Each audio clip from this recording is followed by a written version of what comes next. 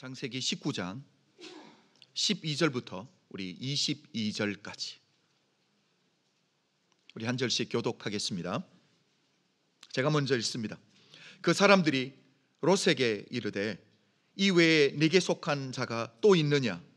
내 사위나 자녀나 성중에 내게 속한 자들을 다 성 밖으로 이끌어내라.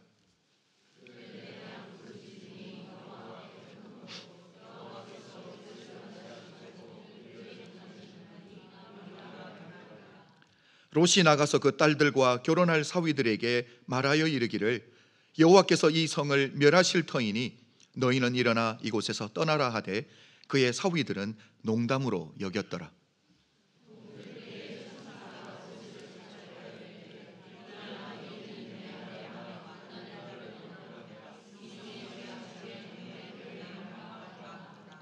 그러나 롯이 지체하매 그 사람들이 롯의 손과 그 아내의 손과 두 딸의 손을 잡아 인도하여 성 밖에 두니 여호와께서 그에게 자비를 더하심이었더라.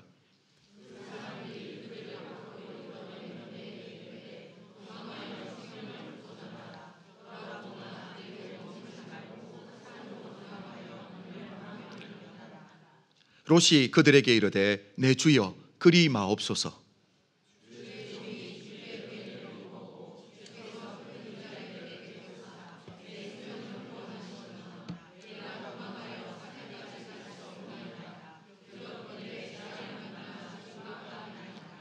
보소서 저 성읍은 도망가기에 가깝고 작기도 하오니 나를 그곳으로 도망하게 하소서. 이는 작은 성읍이 아니니까 내 생명이 보존되리이다.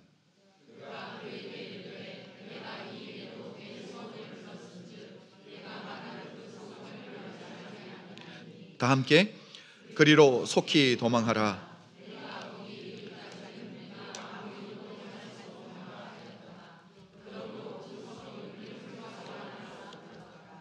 아멘. 잠언 7장을 보면 지혜자가 음행에 대한 경고의 말씀을 주면서 어리석은 젊은 한 청년에 대한 이야기를 전해주고 있습니다. 지혜자가 해가 질 무렵에 자기 집 창틀 밖으로 이렇게 선셋을 인조해하려고 커피 한 잔을 시켰겠죠. 이렇게 밖을 바라보는데 젊은 청년이 눈에 띕니다. 그런데 이 청년의 이 발걸음의 방향, 이 청년의 이 행동하는 모습이 이 지혜자의 마음에 벌써 위태위태한 거예요. 그 발걸음이 불안불안합니다. 지혜자가 이 젊은 청년을 창틀 밖으로 보는데 해질 무렵에 그의 발걸음이 어디를 향하냐면 길거리를 건너서 창녀의 모퉁이에서 서성거리는 모습을 봅니다. 믿음의 사람이 아예 가지 말아야 될 곳에 서성거리고 있습니다. 이렇게 어리석은 청년의 모습, 이 청년이 가지 말아야 될 곳에 서서 서성거리는 그 모습, 그 청년의 발걸음이 향하는 방향을 보는데 이미 지혜자에게는 그 결과가 훤히 다 펼쳐져 보이는 거예요. 그 예를 어떤 예로 드냐면 마치 소가 포주에게 끌려가는 것 같고 사슴이 올가미에게 잡힌 것 같고 새가 새를 잡는 자에 그물을 쳤는데 그 그물 안으로 들어가는 것과 같다라고 이야기를 하면서 이 청년이 모든 것을 다 잃어버릴 것이 그 눈앞에 다 펼쳐져서 보이는 거예요. 이 어리석은 젊은이의 발걸음만 보고도 이 지혜자가 그 결과가 어떤 결과가 펼쳐질지 다 보고 안타까워하는데 그 안타까움대로 그 젊은이가 창녀의 집으로 쑥 들어가 버립니다. 그러면서 지혜자가 이렇게 결론을 내립니다. 네 마음을 음녀의 길로 치우치지 말라. 그러니까 이 젊은 어리석은 청년이 음녀의 집으로 들어가는 행동이 있기 전에 이미 뭐가 있었다라는 거요? 행동은 결과적으로 나타난 것 뿐이지 이미 그 행동이 있기 이전에 이 청년의 마음 안에 이 청년의 마음이 어디로 기울어진 거예요? 마음의 묵상이 있었던 거예요. 마음의 생각이 이미 기울어져 있었다라고 이야기를 합니다. 그러니까 결론적으로 행동이 일어났을 뿐이지 이 행동이 일어날 수밖에 없는 마음의 묵상이 먼저 있었다라는 사실이에요. 사랑하는 성도 여러분, 결론이 있으려면 이 결론을 만드는, 제공하는 원인이 분명하게 있다라는 사실이죠. 우리가 이런 결과들을 보면, 이런 상황들을 보면 참 많이 아쉽습니다. 어떻게 이런 일이 일어날 수 있을까 아쉬운데, 정말 아쉬운 건 뭐냐면 이런 일을 사전에 미리 방지할 수 있는 길이 있었는데 그걸 막지 못하는 걸 보면 훨씬 더 안타깝다라는 사실이에요. 여러분, 성경은 이미 우리에게 주시는 말씀이 있습니다. 무릇 지킬 만한 것보다 뭘 먼저 지키라고요? 내 마음을 지키라고 했습니다. 우리가 우리의 마음을 잘 지켰다라면, 하나님의 말씀으로 우리의 삶의 중심에 분명하게 붙들고 있었다라면 마음이 기울지 않았을 거다라는 거죠. 여러분, 성경에 이런 이야기들이 얼마나 많이 있는지 모릅니다. 결과를 보면서 사전에 방지할 수 있었는데 라는 생각이 들면 훨씬 더 안타까운 거죠. 그 좋은 예가 바로 아이성 실패입니다. 여러분, 이스라엘 백성들이 요단강을 건너고 하나님이 약속하신 가나안 땅에 들어가는 첫 번째 관문이 여리고성입니다. 이 여리고성을 멋지게 성공합니다. 전투에서 크게 이깁니다. 하나님이 도우심으로 크게 승리를 맛보게 됩니다. 이스라엘 백성들 마음 안에 그 사기가 하늘을 찌를 듯합니다. 하나님이 약속하신 이 가나안 땅을 이미 다 얻은 것 같은 마음이 벅차오름이 있습니다. 자, 그런데 다음 전쟁이 어디입니까? 여리고성과 비교해 보면 너무너무 초라한 아이성과의 전투인데 예상치 못한 패배를 경험하게 돼요. 사랑하는 성도 여러분, 문제는 여리고성에 비하면 너무너무 초라한 아이성을 너무너무 쉽게 봤다라는 거죠. 이스라엘이 아이성 전투에 패하게 되었다라는 것은 결과적인 거죠. 그러나 이 결과를 제공하게 된 원인이 있는데 그 원인이 누구입니까? 하나님의 말씀에 불순종한 아간 한 사람이 있었다라는 거죠. 여러분, 이게 정말 안타깝다라는 거예요. 미리 방지할 수 있는 길이 있었는데, 미리 막을 수 있는 길이 있었는데, 내 한 사람이 하나님의 말씀에 온전히 순종함이 있었다면 이런 일을 미리 방지할 수 있었다라는 거죠. 오늘 제가 이야기하고 싶은 롯의 이야기도 똑같습니다. 여러분, 롯의 인생의 말년이 너무너무 안타깝게 돌아갑니다. 저는 우리 사랑하는 성도님들이 가면 갈수록 잘 되는 복을 받아 누리시기를 주님의 이름으로 축복합니다. 여러분, 롯의 이야기를 보면서 정말 안타까운 것은 미리 사전에 방지할 수 있었고 하나님이 막을 수 있는 기회를 주셨는데도 불구하고 그걸 놓쳤다라는 게 마음에 더 안타까운 마음이 든다라는 사실이죠. 여러분, 어떤 일이 벌어지는지 우리 성경 구절을 한번 보도록 하겠습니다. 오늘 본문에서 조금 뒤를 보면 31절과 32절을 보겠습니다. 31절과 32절 우리 다 한번 읽어보도록 합니다. 시작. 큰딸이 작은딸에게 이르되 우리 아버지는 늙으셨고 온 세상의 도리를 따라 우리의 배필될 사람이 이 땅에 없으니 우리가 우리 아버지에게 술을 마시게 하고 동침하여 우리 아버지로 말미암아 후손을 이어가자 하고. 여러분, 어떻게 이런 일이 가정에 일어날 수 있냐라는 거죠. 아버지에게 술을 마시게 하고 아버지가 술에 취했을 때 첫째 딸이 아버지와 동침하고 모압이라는 아들을 얻습니다. 여러분, 이 이후에 모압이라는 나라가 이스라엘에게 얼마나 걸림돌이 되는지 우리가 잘 압니다. 둘째 딸이 아버지와 동침을 하고 아이를 낳고 베혼미라는 아들을 낳게 됩니다. 저는 가장 먼저 제 마음에 걸렸던 부분이 뭐냐면 이 두 딸이 인생에 있어서 뭔가를 선택하게 될 때 그 선택의 기준이 무엇인지를 오늘 본문이 분명하게 보여줍니다. 여러분, 오늘 본문이 뭐라고 말하냐면 온 세상의 도리를 따라라고 이야기를 합니다. 여러분, 뭔가를 결정하고 내 인생의 방향을 결정할 때 우리는 뭘 따라야 됩니까? 진리의 말씀을 따라 선택해야 되는 줄로 믿습니다. 그런데 이 두 딸은 뭘 따라하고 있어요? 세상의 도리를 따른다라는 거예요. 지금 내게 무엇이 유익인가? 내가 원하는 것을 어떻게 하면 얻어낼 수 있는가? 결론이 중요한 거지 그 과정이 중요한 게 아니라는 사실이에요. 저는 이 부분을 보면서 롯이 신앙교육으로 자녀를 양육하는 것에 이미 실패했구나라는 것을 볼 수 있습니다. 여러분, 신앙교육이 뭔데요? 내 인생에 뭔가를 결정하고 방향을 선택해야 될 때 그 선택의 기준이 무엇인가가 신앙교육인 줄로 믿습니다. 저는 우리 자녀들이 세상을 살아들이는 동안에 여러분, 세상의 도리가 아닌 하나님의 말씀에 기초하여 세상을 살아들이고 선택할 수 있는 믿음의 자녀들로 세워지기를 주님의 이름으로 축복합니다. 여러분, 이렇게 자녀 교육에 실패하고 나니까, 신앙으로 자녀들을 양육하는 것을 실패하고 나니까 어떤 결과가 이루어지는지 한번 볼래요? 두 자매가 대화하는 내용을 한번 보십시오. 여러분, 이런 대화가 가능합니까? 여러분, 어떻게 이런 대화 내용이 가능합니까? 첫째 언니와 둘째가 앉아서 무슨 이야기를 하고 있는 거예요? 여러분, 이미 미리 방지할 수 있는 길이 있습니다. 자녀들을 믿음으로 진리 가운데로 잘 세워뒀으면 이런 일 일어나지 않는다라는 것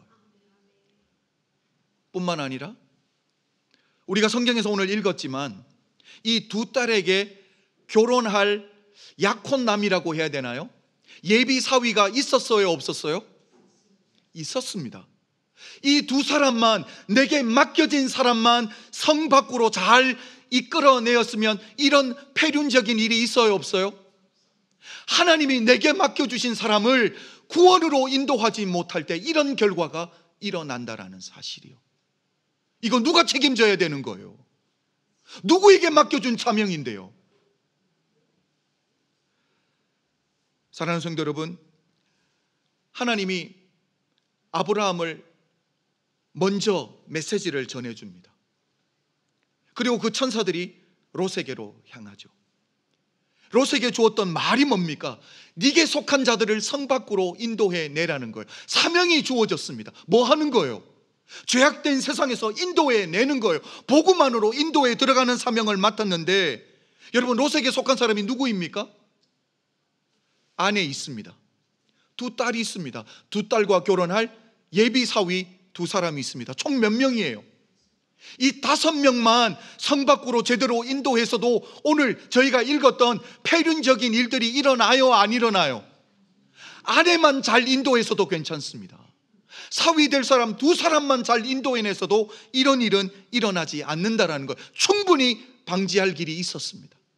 이런 일이 일어나기 전에 사전에 막을 길이 있었다라는 것, 기회가 있었다라는 사실이에요. 그래서 저는 오늘 롯이 왜 자기에게 속한 사람들을 구원하는데 실패하게 되었는지 그 이유 두 가지를 여러분과 함께 살펴보려고 합니다. 왜냐하면 모르고 있다가 당한 게 아니에요. 이미 하나님의 천사를 통해서 하나님의 심판이 오고 있다라는 사실을 알았는데, 미리 알고 있었는데, 사전에 알고 있었는데 그걸 막지 못했다라는 사실이에요. 왜 실패하게 되었는지 이유 두 가지를 이야기합니다. 자, 첫 번째는 롯의 말의 무게가 없었다라는 거예요. 말의 권위가 없었다라는 거예요. 여러분, 지도자의 권위는 어디서 나오는데요? 아버지의 권위는 어디서 나오는데요? 말의 무게에 있다라는 거예요. 여러분, 그게 바로 권위거든요. 자녀가 아버지의 말에 순종할 때, 교회가 목사님의 말에 순종할 때 그 권위가, 목사님의 권위가 그때 사는 것 아닙니까? 여러분, 오늘 본문을 보면 롯이 예비 사위들에게 찾아가서 천사가 전해준 메시지를 잘 전해줍니다. 그런데 예비 사위들이 어떻게 그 말에 반응하는지를 한번 보자라는 거죠. 14절입니다. 우리 14절 다 함께 읽어봅니다. 시작.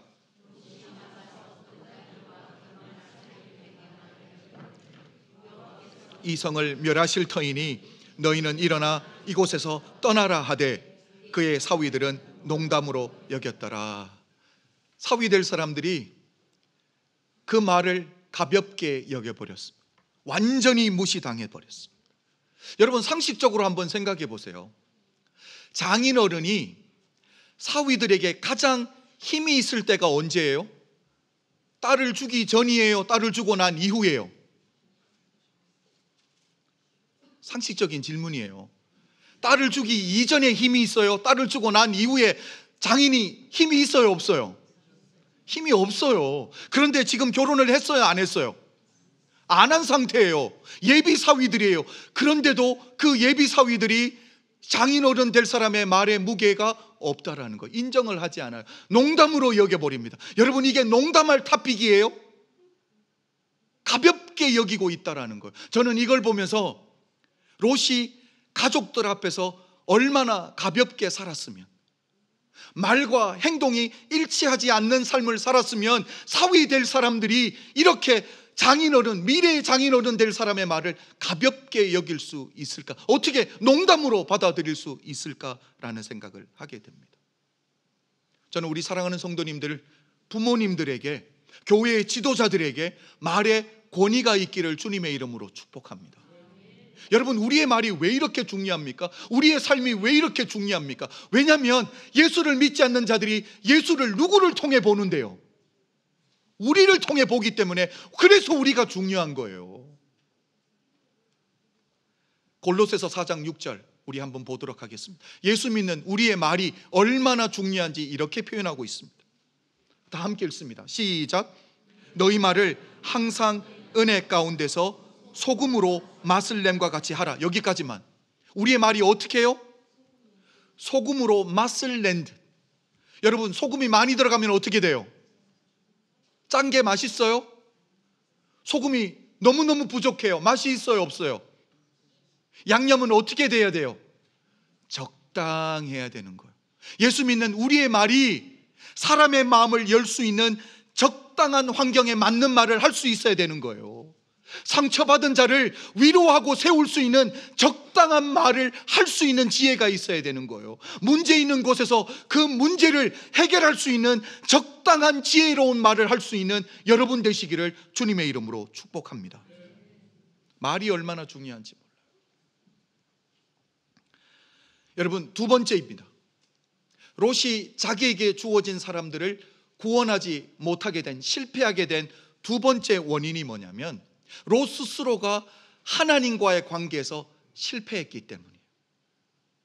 롯이 하나님과의 이 신앙 관계가 깨어져 버렸기 때문이라는 거죠.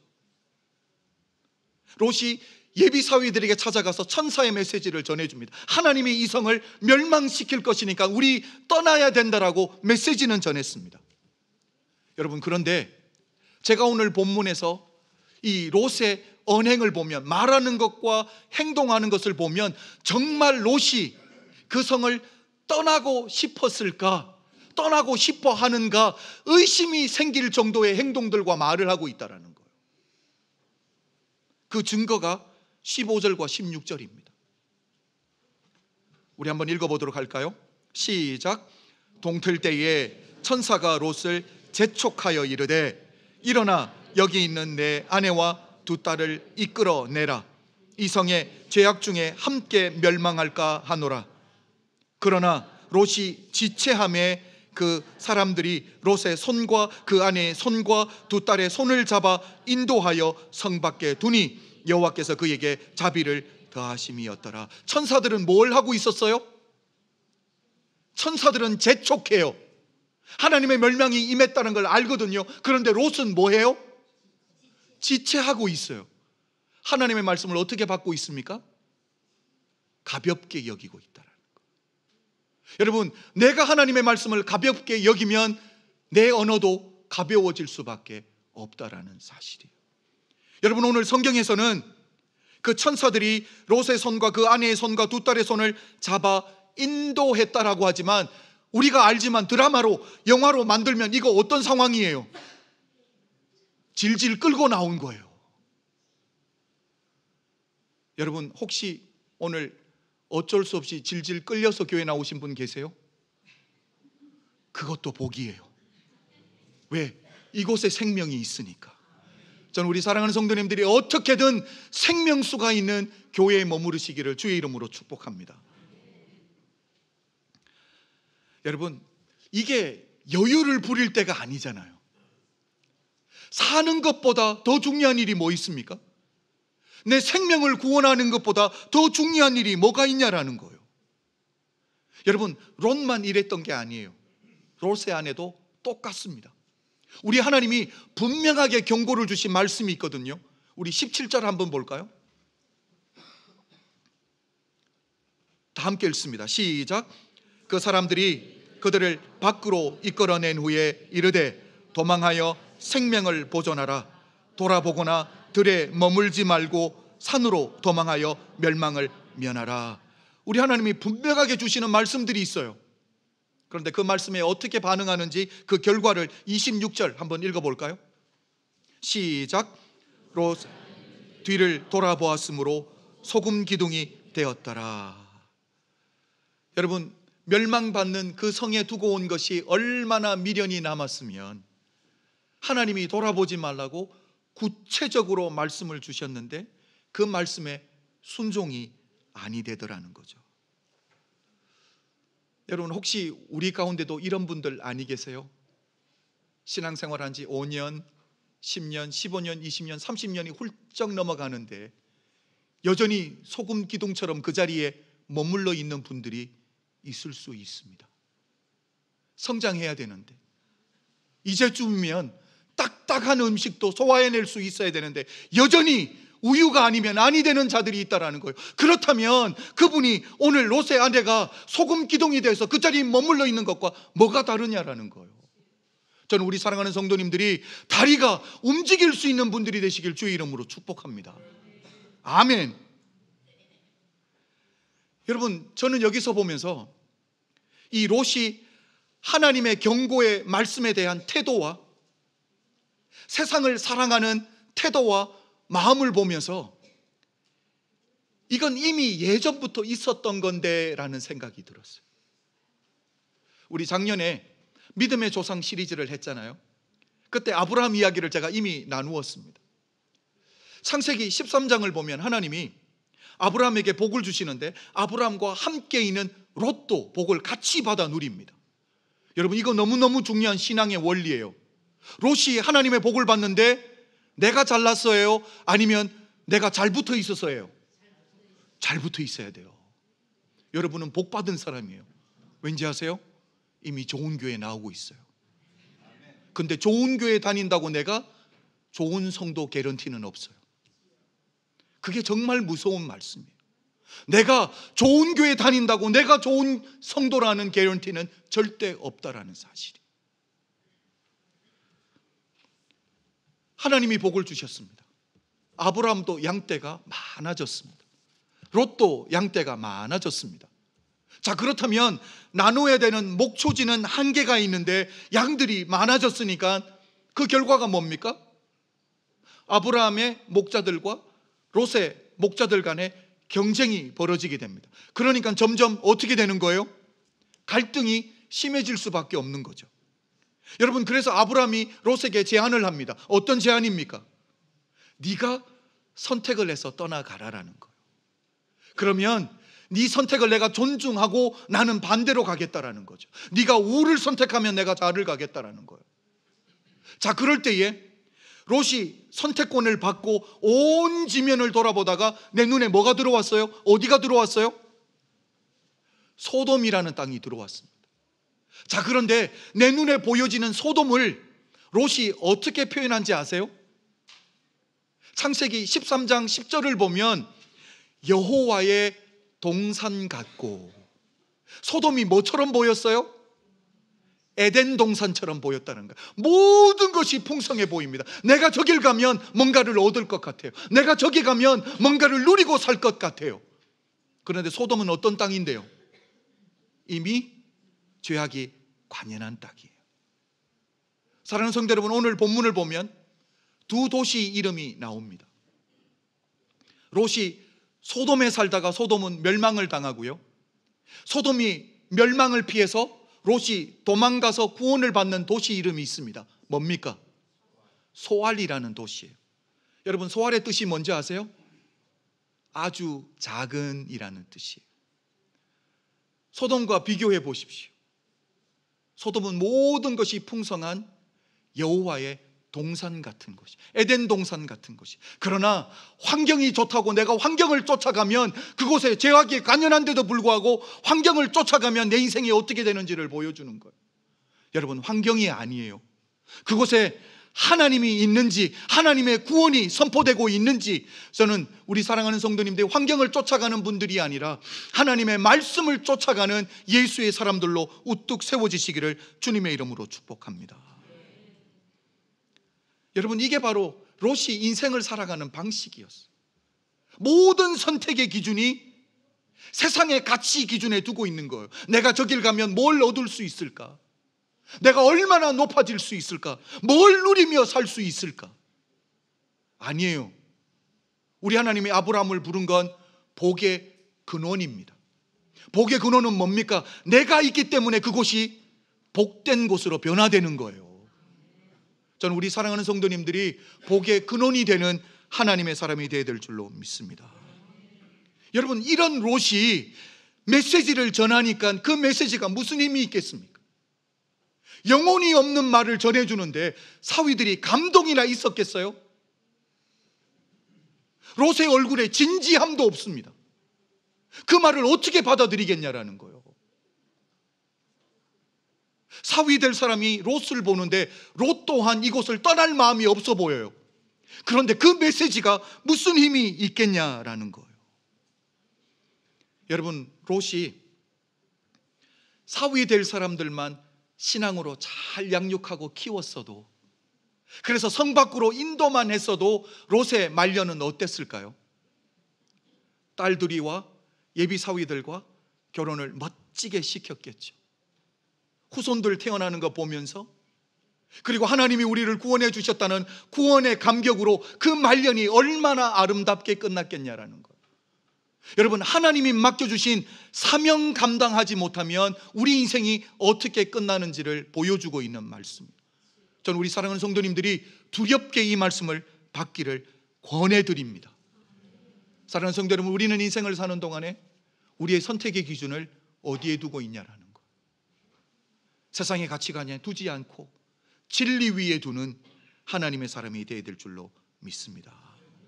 여러분, 우리의 삶의 중심이 세상의 가치관으로 가득 차 있는데 우리가 아무리 복음을 전해도 그 복음에 무슨 생명력이 있겠냐라는 거예요. 힘이 없는 말을 전하면, 무게 없는 말을 전하면, 권위 없는 말을 전하면 여러분, 그 말은 아니한들 못하게 된다라는 사실이에요. 여러분, 저는 우리 사랑하는 성도님들이 먼저 말이 먹히는 인생 사시기를 주의 이름으로 축복합니다. 복음 전하기 이전에 사람들에게 신뢰받는 분들이 되시기를 주님의 이름으로 축복합니다. 우리 사진을 한 장 보도록 하겠습니다. 이분은 리처드 포스터 목사님입니다. 이 목사님이 이 시대의 복음, 우리 기독교의 현실을 보면서 안타까워하며 이렇게 말했습니다. 우리 다 한번 읽어볼까요? 시작. 회개 없는 용서, 중생 없는 구원, 지옥 없는 천국이 교회에 다가오고 있다. 이게 복음이에요, 아니에요? 여러분, 우리는 용서를 이야기하는 건 맞습니다. 구원을 이야기하는 건 맞습니다. 그런데 천국을 이야기하는 건 맞습니다. 그런데 여러분, 회개 없는 용서가 가능해요, 안 가능해요? 내 죄악을 바라보며 정말 하나님 앞에서 눈물 흘리며 그것을 미워하는 회개가 없이 어떻게 용서가 있습니까? 그런데 교회는 용서만 선포합니다. 구원은요, 내가 그리스도와 함께 죽고 그리스도와 함께 다시 사는 born again이 없이 어떻게 구원이 있습니까? 내가 먼저 죽어야 되는데 그걸 선포하지 않는 구원을 이야기하면 제대로 된 복음이 아니라는 사실이에요. 여러분, 지옥 가기가 두렵지 않은데 왜 천국을 가고 싶습니까? 지옥을 이야기할 수 있어야죠. 여러분, 저는 우리 은혜교회만큼은 하나님이 주신 복음의 말씀에 물을 안 탔으면 좋겠어요. 하나님이 우리에게 맡겨준 사명이 뭔데요? 올해 우리가 꿈꾸는 교회입니다. 변화를 꿈꾸는 교회예요. 변화가 꿈꾸는 교회가 해야 될 일이 뭔데요? 하나님이 내게 맡겨주신 자들을 성 밖으로 인도하는 길, 구원하는 길인 줄로 믿습니다. 여러분, 저는 우리 사랑하는 성도님들이 아브라함이 되시길 주의 이름으로 축복합니다. 여러분, 아브라함이 미리 천사들을 통해서 메시지를 듣게 되죠. 하나님 앞에 소돔성을 구원해 달라고 몇 번 중보기도 하는지 아세요? 6번입니다. 하나님이 롯을 구원해 주시는데 누구를 생각해서 구원해 주는지 성경을 한번 읽어볼까요? 우리 19장 29절입니다. 다 한번 읽어봅니다. 시작. 하나님이 그 지역의 성을 멸하실 때, 곧 롯이 거주하는 성을 엎으실 때에 하나님이 아브라함을 생각하사 롯을 그 엎으시는 중에서 내보내었더라. 우리 사랑하는 성도님, 한 분 한 분이 아브라함이 되어야 될 줄로 믿습니다. 하나님이 멸망을 계획하셨다가도 징계를 계획하셨더라고 여러분을 기억해서 구원해내는, 여러분의 눈물을 기억해서, 여러분이 드렸던 기도를 기억해서 우리 하나님이 여러분의 가족까지 구원해내시는 은혜를 맛보는 2020년 한 해가 되시기를 주님의 이름으로 축복합니다. 기도드리겠습니다.